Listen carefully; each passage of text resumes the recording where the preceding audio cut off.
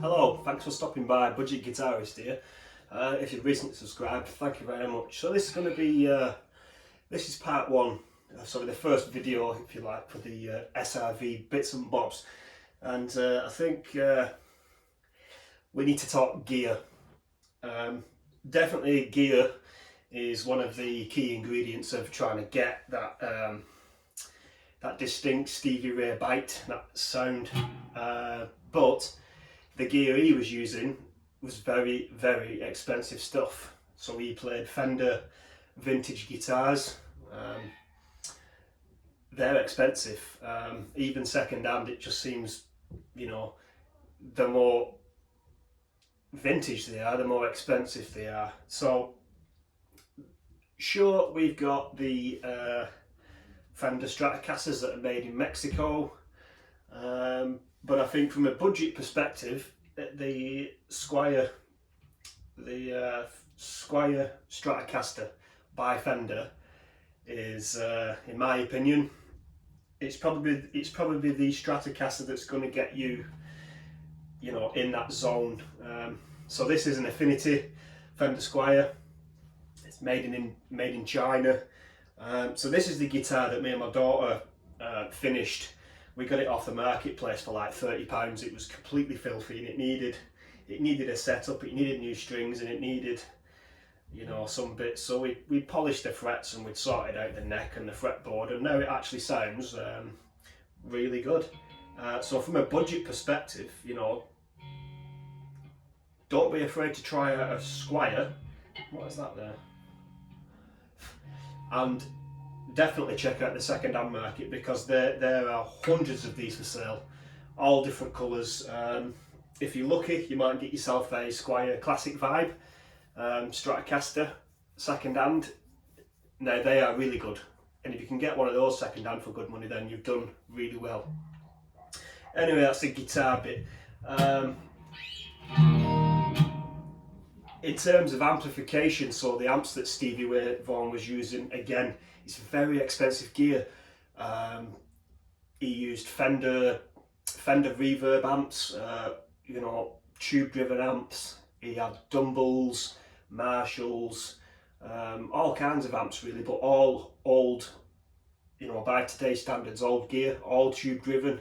Again, that sort of stuff is very expensive, but because we live in 2021, we've got modelling amps that, in my opinion, do sound really good. And from a budget perspective, it's a no-brainer. So if you can't afford to go out and buy tube-driven amps and, you know, all this old boutique stuff, then modelling is where it's at.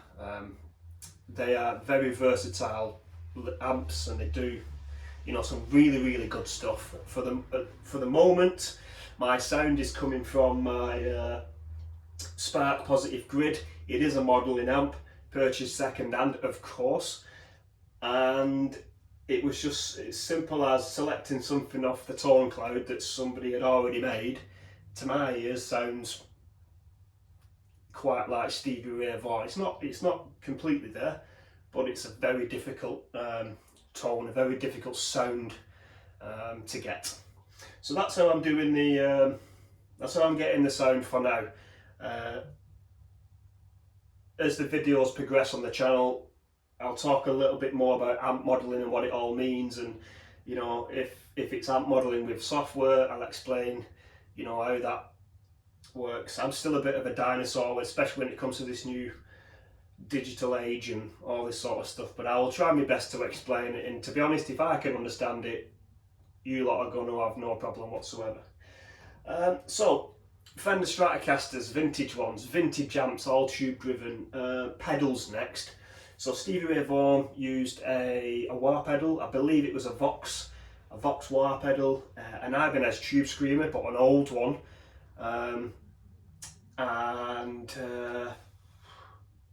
I think in terms of sound, tone, that's all he was doing, a Vox wah and a tube screamer. I'm assuming he would have had some sort of foot switch that switched the amp combinations So if he wanted it, you know, really driven, he would click a switch and the signal will get sent somewhere else. I'm only guessing. I'm not an expert on his kit and equipment. I'm certainly not an amp tech or sound engineer or anything like that. Yeah, I think so. There's the three main things. You need a guitar, a capable amp, and some pedals. But on the pedals thing, there are some very cheap alternatives to Voxwires and Ibanez Tube Screamers. Amazon have got some really good kit, to be honest, that will definitely get you, you know, in that Stevie Ray zone with a wah pedal or a some sort of tube overdrive pedal or something like that. For me personally, I'm getting my driven. So when I'm not using the Spark and I'm using this Katana, I'm using the Boss ME70. It's a multi-effects pedal board, but the only thing I use this for is it's got a really nice sounding tube screamer effect. It's not bang on the money for the Ibanez Tube Screamer. It doesn't really sound like Stevie Ray's Tube Screamer, but it's a Tube Screamer nonetheless, and I can tweak the parameters, you know, a lot like you can on an actual Tube Screamer pedal. So for me, it's perfect. It was second hand. Yeah, it does what it does, and it's what I'm using at the minute. So guitars, amps, pedals, I think that's enough for gear. There's the three ingredients, the first three ingredients. But before I go, just to give you a taster of just how good the Positive Grid amp does the modelling bit using the app and, you know, the software and stuff. Now bear in mind, I'm playing through my super budget £30 Squier Affinity Stratocaster. To my ears, I mean, you can agree or disagree with me if you like. I would love to know in the comments, but I think it sounds pretty awesome, and it definitely does kind of sound like Stevie Ray Vaughan.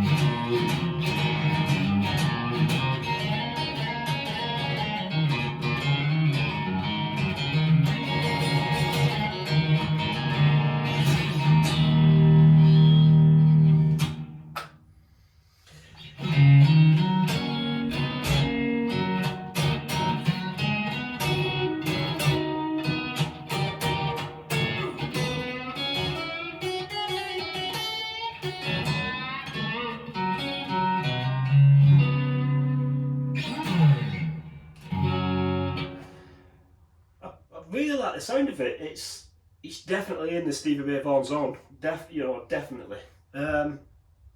But fear not, if you don't own a modelling amp and all you've got is something quite basic, you know, maybe a little practice amp, there's still a way kind of getting that close to that tone, that sound, and I'll explain as the videos progress how to try, you know, to